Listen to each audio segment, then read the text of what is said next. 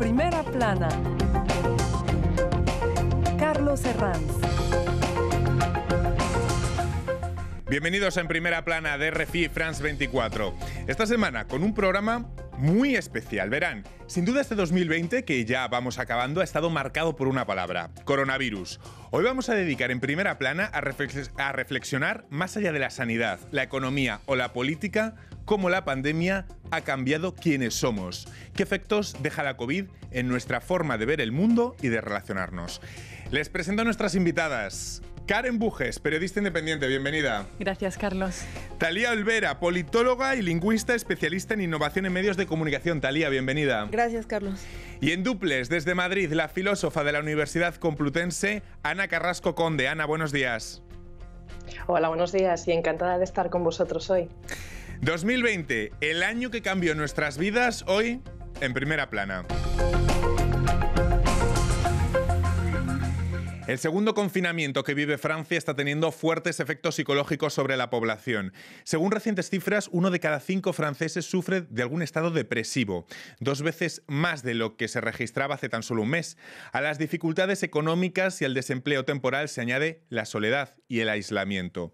Hoy en Primera Plana hablamos de cosas como la fatiga emocional, pero también de si la COVID nos ha podido ayudar en algunas facetas personales, a reencontrarnos con nosotros mismos.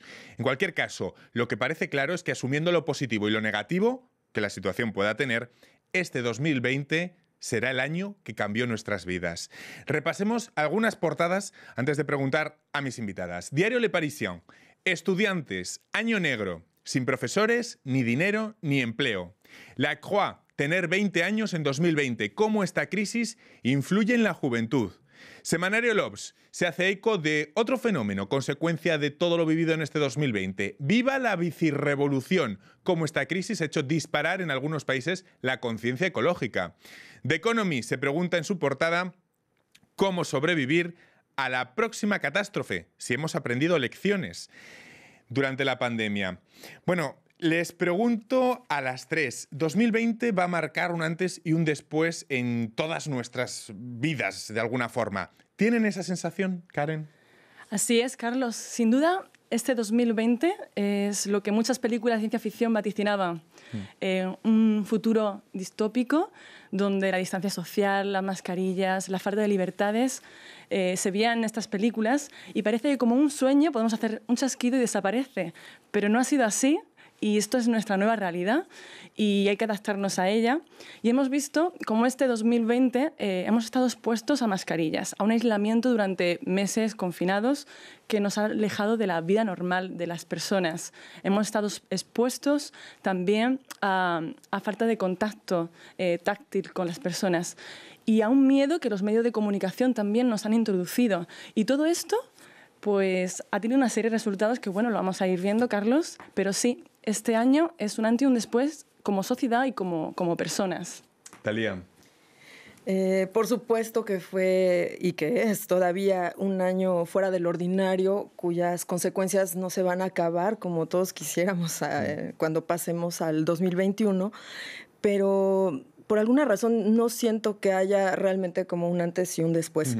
Las situaciones que observamos en este año ya existían antes de la pandemia y lo que vino a hacer la crisis económica, la crisis sanitaria, fue exacerbarlas o por lo menos hacerlas visibles, desde mi punto de vista. Ana Carrasco Conde, Madrid. Bueno, yo tengo varias cosas que decir al respecto, ¿no? Estaría de acuerdo tanto con Talía como con Karen y efectivamente creo que el COVID ha supuesto una especie de efecto contraste que ha puesto de relieve muchos problemas estructurales que ya habían allí por el punto de vista de la injusticia social, por el punto de vista de la insostenibilidad, por el punto de vista también personal, de cómo muchas veces somos una sociedad que nos ha educado de tal manera que no estamos preparados para perder o no estamos preparados para conseguir de alguna forma lidiar con situaciones que se salgan fuera de lo que pensamos o lo que esperamos, ¿no? Y en este sentido creo que, aunque es verdad que el COVID ha supuesto, o la COVID ha supuesto este efecto contraste, contraste, yo sí creo que va a haber, y que hay de hecho, un cambio radical, y lo podemos estructurar en 3 partes, ¿no? Desde el punto de vista del ámbito privado, que estamos hablando precisamente de un cambio a nivel de cómo, hablabas de fatiga emocional, pero también de cómo nos hemos enfrentado a nosotros mismos, cómo nos hemos enfrentado también a nuevas formas de relacionarnos con los demás, con la pérdida de contacto. Pero lo que me parece más inquietante, y esto es una cosa que me gustaría recalcar, es que si ahí va a haber un antes y un después, está sobre todo circunscrito a algo que ha pasado, que ha sido la injerencia de lo público y lo privado. ¿A qué me refiero? De repente el ámbito del trabajo se ha introducido en muchas casas. Por ejemplo, el ámbito de que los demás, estoy en mi casa. Esto es muy raro. O sea, vosotros no deberéis estar viendo mi casa. Así que de alguna manera vosotros y todo el mundo que está viendo este programa está dentro de mi casa. Se han borrado esos límites de lo público y lo privado. Se han eliminado también elementos de intimidad, de forma que, es verdad, había elementos que ya estaban ahí, como por ejemplo las redes sociales o exponerse a través de diferentes canales, pero de repente lo que hemos encontrado es que esa difuminación es total, ¿no? Y de alguna manera, y esto me parece muy relevante, decía antes que tenía que ver con un aprendizaje de cómo nos sabemos perder o cómo nos sabemos afrontar la adversidad. ¿Y qué es lo que hemos hecho o lo que se ha hecho en muchos casos? Pues intentar entretenerse. Estábamos esperando que esto acabara. Y la cuestión es que quizá no se trate de que esto acabe, quizá no se trata de estar cruzando los dedos para esperar que de repente despertemos en el 2021 de forma distinta, ¿no? Sino saber adaptarnos a esto.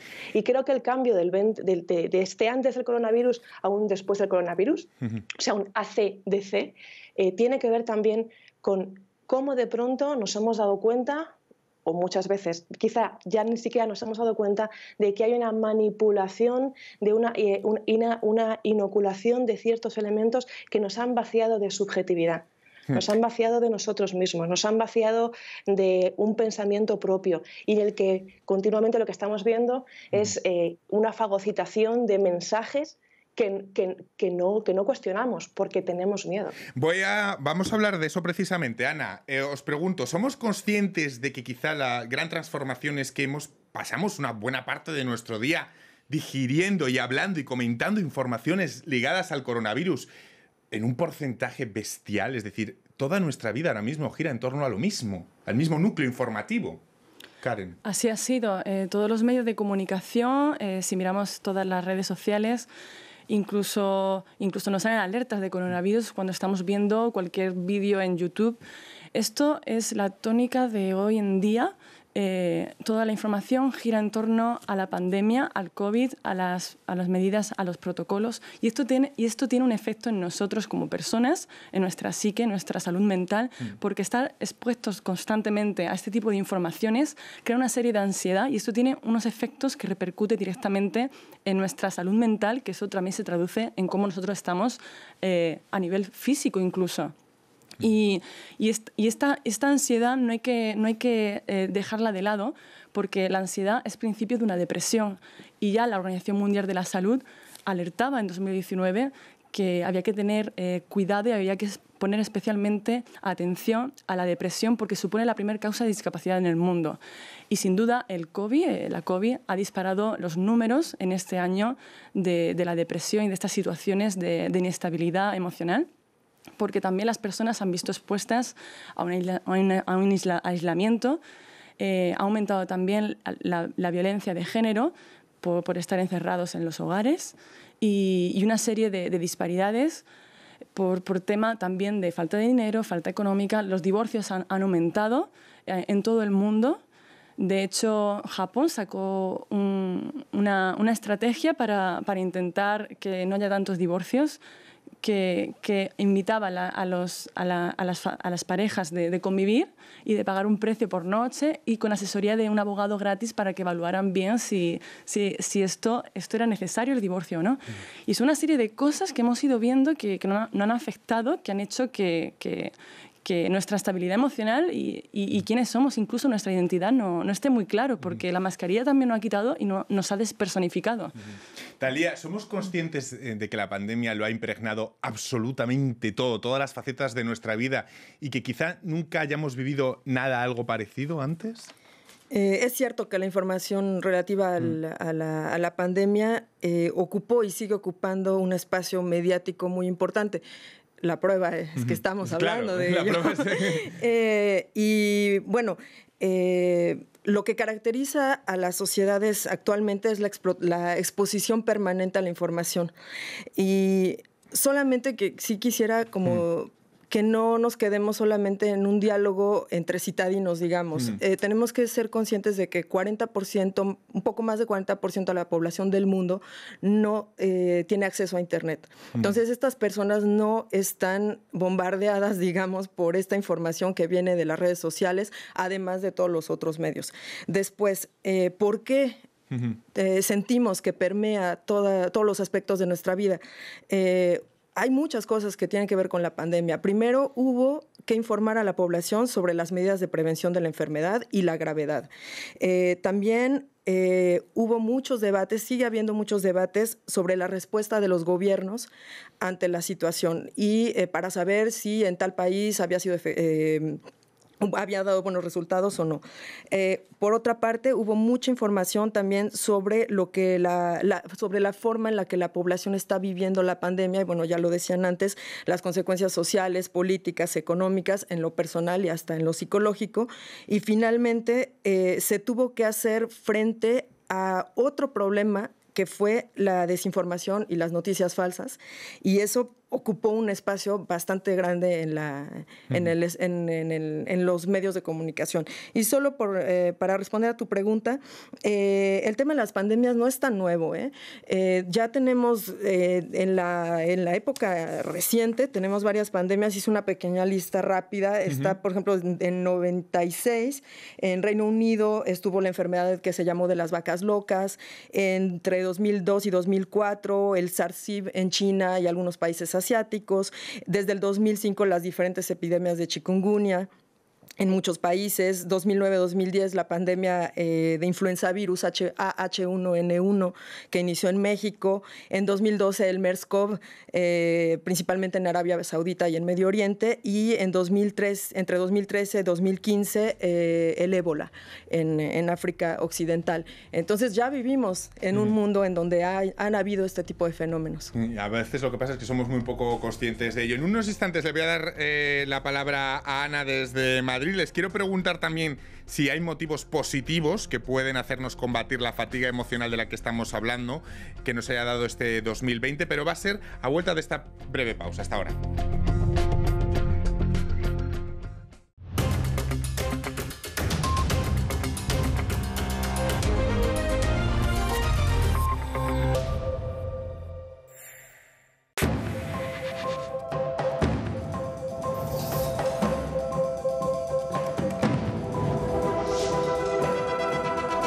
España es el país del mundo con más artistas condenados a penas de prisión por lo que dicen en sus obras, concretamente 14.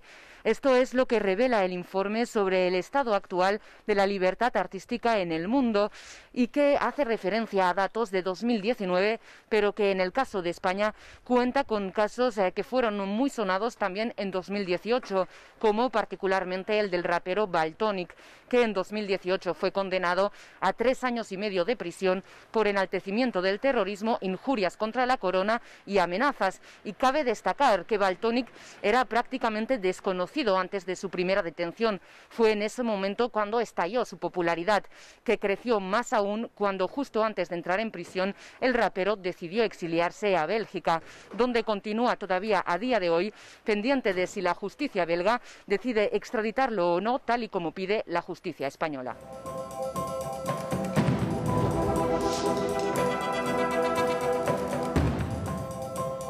Después de España, Irán es el país con mayor número de artistas encarcelados según la organización no gubernamental Freemuse, que habla que 11 escritores, satiristas y también director de cine, en este caso Mohammad Rasuluf, fueron condenados en el último año, en el último caso el director de cine, por hacer propaganda contra el Estado. Es muy interesante porque antes de recibir el llamado a pagar su condena, Rasuluf había logrado sacar clandestinamente del país su última producción, There is no Evil o No hay Diablo, que ganó el máximo galardón en el Festival de Cine de Berlín Pero más allá de los números de personas que van a la cárcel, es la presión que sufren los artistas. Los cineastas, por ejemplo, tienen que mandar su guión y su producción final para recibir una aprobación para ser mostrada en los cines, lo que ha llevado a que muchos en el pasado dejen de trabajar en el país. Pero la mayor presión está en las mujeres cantantes que tienen prohibido cantar en solitario desde la Revolución Islámica de 1979.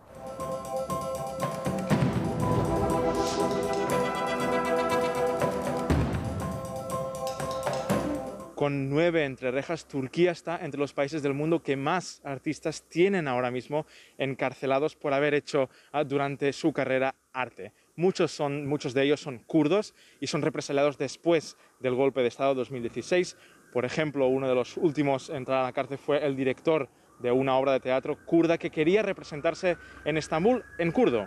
El director fue detenido durante unas horas, luego después fue liberado. Pero el caso más paradigmático de lo que es ser artista en Turquía es el del rapero Ezel, el más famoso de Turquía. En 2018 fue encarcelado por promover las drogas y estuvo en cárcel durante un año en prisión preventiva. Después, sin ningún tipo de prueba, fue liberado y ahora vive en Alemania.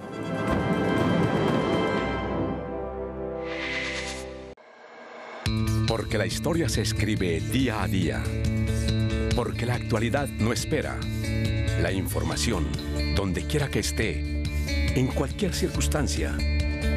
Todos los temas. Para entender el mundo. Para imaginar el mundo. France 24. Una mirada diferente. Liberté, égalité, actualité. Seguimos aquí en Primera Plana de RFI France 24, esta semana hablando de cómo el 2020 fue el año, o es el año que va a cambiar nuestras vidas. Antes de irnos a la pausa, decía que quería hablar con Ana Carrasco Conde, nuestra filósofa desde la Universidad Complutense de Madrid.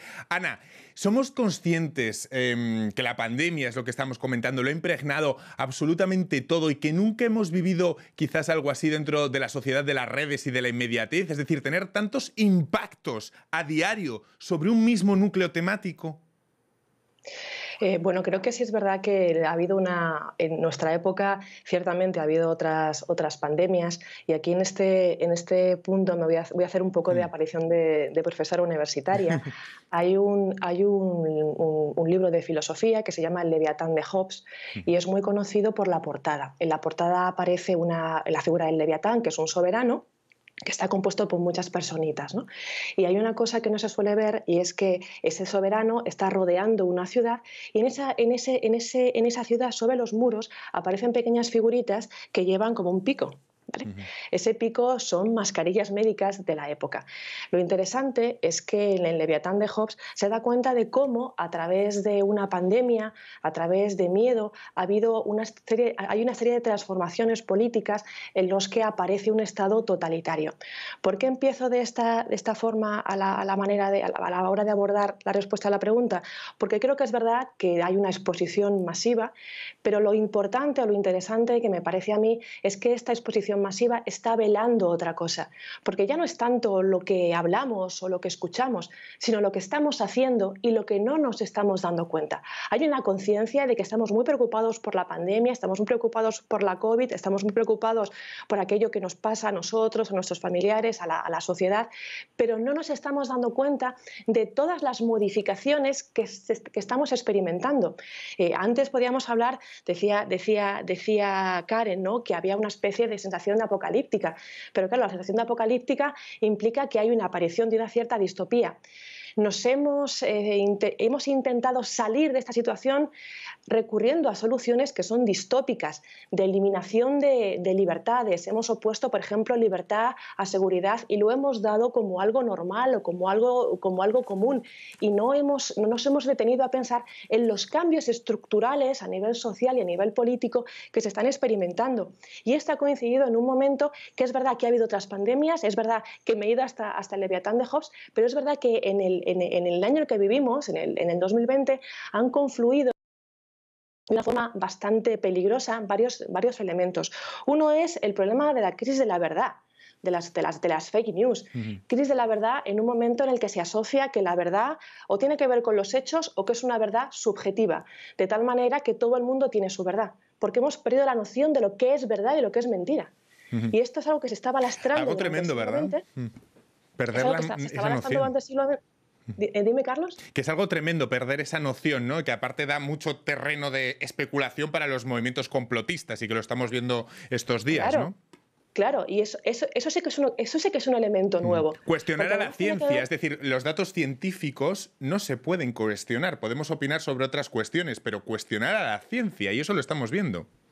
Claro, pero ten en cuenta, Carlos, que incluso la propia ciencia tiene un concepto de verdad que nosotros, relacionados con esa objetividad de los datos, no estamos entendiendo. La verdad de la ciencia es siempre un proceso, es relacional. Exacto. Y no tiene que ver con lo subjetivo, tiene que ver con cómo se relaciona en un proceso de conocimiento. Y eso tiene que ver con investigación, tiene que ver con un trabajo. No es decir, esta es mi verdad. Y de repente lo que encontramos, y este es el segundo elemento clave, tenemos los medios de comunicación y las redes sociales, en los que hay además un efecto burbuja, ¿no? con el algoritmo. Entonces pensamos que ese complot está relacionado precisamente con aquello que realmente pasa. Y muy bien, y estoy de acuerdo con lo que decía Thalía, ¿no? Hay un porcentaje de la población que no está experimentando ese bombardeo que nosotros, como parte del primer mundo, estamos sufriendo, ¿no? Pero claro, eso nos invisibiliza a esas transformaciones que se van a quedar ahí, ¿no? Y es lo que me parece peligroso. Vamos a avanzar con... Sí, Ana, venga. Dime, cerramos ya, porque si no tenemos que hacer intervenciones un pelín más cortas. Ana, venga. No, ya lo dejo ahí, luego venga, luego retomamos, porque hay muchos temas más que os quiero plantear. Por ejemplo, los lazos sociales surgidos a raíz de la pandemia. ¿Ustedes creen que saldremos de esta pandemia con un tejido social más reforzado o no necesariamente? Es decir, ser más individualista o mirar más por el colectivo son tendencias que aún es demasiado pronto para verlas. Thalía. Sí, antes de hablar exactamente sobre el lazo social, quisiera detenerme un poco en una de las medidas que se tomaron para prevenir los contagios, que se llamó de distanciamiento social y que creo que tuvo un impacto bastante fuerte precisamente en lo psicológico, porque en realidad lo que se pedía no era un distanciamiento social, sino un distanciamiento físico. Y en ese cambio de adjetivo, digamos, creo que eso permite, digamos, a la gente de percibir la distancia de una forma realmente diferente. Y después sobre los lazos, pues bueno, creo que se ha creado también todo un discurso alrededor del mundo después de la pandemia, ¿no? En el que va a haber más solidaridad entre las personas, que vamos a tener mayor conciencia de nuestra huella ecológica, que vamos a consumir de forma responsable, que vamos a consumir principalmente productos locales, pero eso contrasta con la realidad. De repente me puse a pensar en como un ejemplo, digamos, emblemático, y pienso en esta oposición que está habiendo actualmente entre pequeños y medianos comerciantes y el gigante de las ventas en línea Amazon, que este año aumentó sus ganancias en un porcentaje extremadamente alto, ¿no? Entonces, tal vez forma parte de la esperanza que queremos todos, ¿no? No solamente de que la situación digamos que resolvamos la situación, sino que cambiemos o que salgamos renovados de esta situación. De hecho, la Organización Mundial de la Salud ya ha dicho que el coronavirus no va a ser una excepción y que entramos en una era en la que va a haber más pandemias. Karen, esto cambia nuestra forma de vivir, de ser, de estar en el mundo. Ha sido la primera prueba de algo que ha venido para quedarse y que todavía no somos conscientes de ello, que aquella normalidad a la que siempre nombramos ya nunca volverá a ser la misma. Parece que lo que dicen los expertos es que no, que nuestra nueva normalidad o la normalidad es esta que estamos viviendo. Hay muchos optimistas que piensan que después de algunos meses del 2021 después volveremos como estábamos antes. Pero la realidad es que hemos tomado una serie de medidas que hemos ido adaptando a lo largo de este año, como puede ser, a simple vista, lo más básico, ya solo la forma de llevar la higiene de diario, lavarse todos los días las manos, constantemente utilizar gel desinfectante también. Todos estos pequeños detalles se han incorporado a nuestra realidad y también a las empresas se les exige, también el personal les exige que tengan responsabilidad también con los empleados en tomar una serie de medidas sanitarias para la propagación de virus y demás. Entonces, en esta tesitura, no parece que la normalidad que conocíamos antes parezca llegar. De hecho, se han producido una serie de cambios que hemos ido viendo de una forma muy gradual. Esta pandemia lo que ha hecho es acelerar un poco y situarnos en un futuro que íbamos llegando de forma muy gradual, pero lo ha hecho en pocas semanas. Las empresas ya vemos que se han adaptado al teletrabajo. Ya vemos también que la transformación digital se ha producido de una forma muy rápida. También hemos comprobado que todas estas tecnologías y demás, ya sea pedir comida a domicilio, el uso de las plataformas en streaming para escuchar música, para ver series, los suscriptores de Amazon han aumentado en el primer trimestre 15 millones de personas, es un número inmenso. Y como decía mi compañera, las compras online, el gran gigante Amazon, se ha disparado sus ventas. Que eso también incide mucho en el medio ambiente, que esto es otro tema que no es el lugar para tratarlo. Pero todas estas cosas que hemos ido adaptando son nuestros nuevos hábitos y nuestras nuevas costumbres. Quizás haya un periodo de preajuste cuando quizás toda esta pandemia pase, pero todo esto ha venido para quedarse y un poco íbamos hacia ello. Hablemos de nuestra forma de relacionarnos. Ana, detengámonos un momento en este objeto que tengo en mis manos, en la mascarilla, y cómo ha revolucionado nuestro día a día y lo que cambia relacionarnos con él. Ya no vemos cuándo sonreímos, ya cuesta gesticular, cuesta ironizar, hemos tenido que cambiar todo este tipo de lenguaje no verbal de los gestos que tanto dicen. Lo hemos perdido a la hora de socializarnos. ¿Hasta qué punto va a cambiar en el futuro esa forma que teníamos de socializarnos? Por ejemplo, en cuanto al contacto humano, en dar besos, en sonreírnos. Esto es una revolución brutal. Bueno, es una revolución total y además lo que me gustaría es un poco incidir, más que a gran escala, que estábamos hablando de la sociedad y demás, en cómo va a impactar a nivel personal. Sí. Fíjate que decías qué es lo que hemos perdido y es una reflexión, una forma de preguntar que me parece interesante. Estamos pensando todo el tiempo a nivel de la pandemia como a nivel de lo que hemos perdido y lo que queremos recuperar. Claro, eso lleva también a tener expectativas de volver a la normalidad y en estas expectativas que no se cumplen llega la frustración y cuando llega la frustración lleva la depresión. De ahí también lo que tú mencionabas antes del estado anímico y de la fatiga. Pero fíjate que ya no se trata simplemente de que estemos perdiendo con la mascarilla, sino que quizá deberíamos cambiar la pregunta. A nivel personal, cuando nos pasa algo traumático o algo señalable, algo significativo, evidentemente nuestra vida cambia y no vamos a volver a lo que pasó antes de ese momento traumático o ese momento de cambio. Pues algo que funciona así a nivel individual también funciona a nivel global. El mundo va a cambiar, el mundo está cambiando, pero no vamos a volver a esa normalidad. Vamos a estar en otra posición. Y en esta posición tenemos que buscar nuevas formas de adaptarnos. Podemos demonizar las mascarillas, podemos pensar todo lo que perdemos, pero vamos a ver, también hay otras formas de relacionarse. También tiene que ver, tú hablabas del lenguaje articular, pero fíjate, yo que soy de española, ole con las manos, ¿no? Entonces, claro que tenemos otras formas distintas de gesticular. Solo tenemos que aprender a hacer algo que no solemos escuchar. ¿Y sabéis qué es? No solemos hacer, que es escuchar. No sabemos escuchar. Lo que hacemos es ver al otro, pero tenemos la mirada, tenemos los gestos. Quizás se trata de invertir. Vamos a dejar de pensar en todo lo que hemos perdido. Vamos a dejar de pensar, oh Dios mío, ¿qué es lo que vamos a hacer? Porque la normalidad se ha perdido.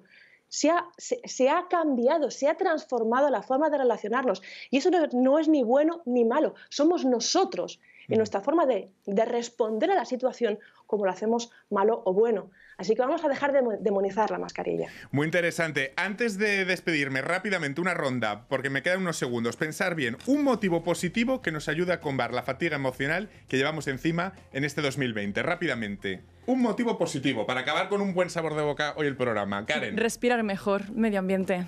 Un motivo que nos deja este 2020. Lo mismo, ya sabemos que las pandemias también tienen que ver con la degradación de los ecosistemas, entonces ya sabemos qué hacer, tratar de vivir de otra forma, consumir de otra forma y también ya sabemos que los fenómenos naturales se convierten en catástrofes cuando hay vulnerabilidad y pobreza, entonces luchar contra la pobreza. Pues no me queda tiempo para más, ha sido un placer compartir hoy En Primera Plana, hablando de este año que ha cambiado para bien y para mal. Hay motivos para todo nuestras vidas. Un placer, Karen, Thalía y Ana, y a todos ustedes hasta la próxima semana aquí en Primera Plana. Gracias.